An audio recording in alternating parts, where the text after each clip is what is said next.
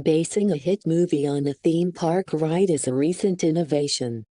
But basing one work on an earlier work isn't. Stories and characters can be recycled, reused for new times, as this video shows.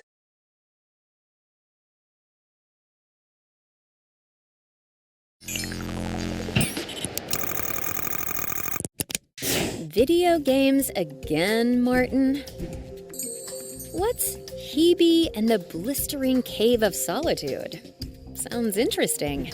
Aunt Anna, you need to know the characters to play the game. Okay, so tell me. Here's the hero, Hebe. She's the keeper of the ambrosia potion, a nectar given to the gods to prevent them from aging. Who's the bad guy? Typhon is the villain. He stole a potion and hid it in the cave. Hebe must outsmart Typhon as she makes her way through the cave in search of the potion. I see Zeus there. What is he doing? Zeus is Hebe's mentor. He prepared Hebe for the journey and gave her the Book of Elixirs.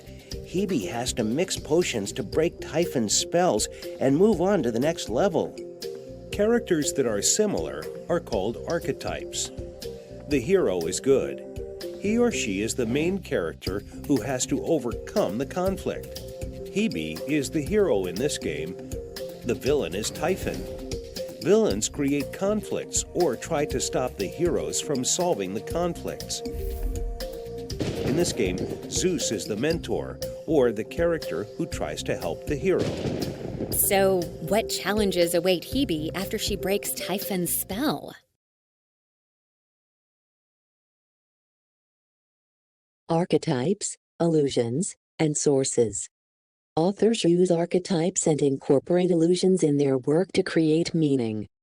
They also often draw from sources when authoring a new text. This video will tell you more about these topics.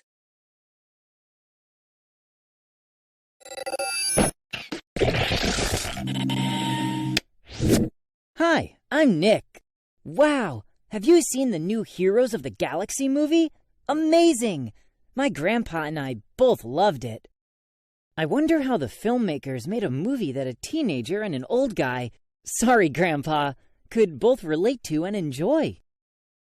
Let's think about the story's elements and see if we can figure it out. One thing that all the Heroes of the Galaxy movies have is a hero named Rabia. As the movie begins, Rabia must go on a quest and face all sorts of monsters and obstacles. You've probably seen, read, and heard lots of stories in books, movies, comics, and video games that follow this pattern. This type of story pattern, in which a hero goes on a quest, is an archetype. Whether you are reading a Greek epic that was written centuries ago, or playing a 21st century video game, you will find archetypes. An archetype is a character, situation, or symbol that represents something universal about the human experience. Examples of archetypes include the happy home, or paradise, the hero, the quest or journey, the villain, and the faithful friend. These archetypes are found in many ancient texts that have inspired and influenced writers and artists through the ages, such as the Bible. Such books are often referred to as sources. Writers and other artists sometimes make brief references to significant people, places, or events or phrases from literary sources. These references are called allusions. Of course, not all allusions refer to ancient texts. You're making an allusion when you repeat a famous phrase from a movie you know all your friends have seen. Here are a few lines from a poem by Robert Frost that contain an allusion to Eden, the paradise described in the biblical book of Genesis. So Eden sank to grief. So dawn goes down to day. Nothing gold can stay. This allusion helps express the idea that beautiful things like dawn do not last forever. Now I think I understand why Grandpa and I both love the Heroes of the Galaxy movie. They are packed with archetypal characters and events that everyone can relate to. After all, we all have our journeys to make and our challenges to face. Key concept. Archetypes and illusions add greatly to a story's meaning. Their impact arises from the reader's knowledge of older stories. Authors often draw from old sources when creating a new text. Let's take a closer look at this process. Begin by reviewing some keywords.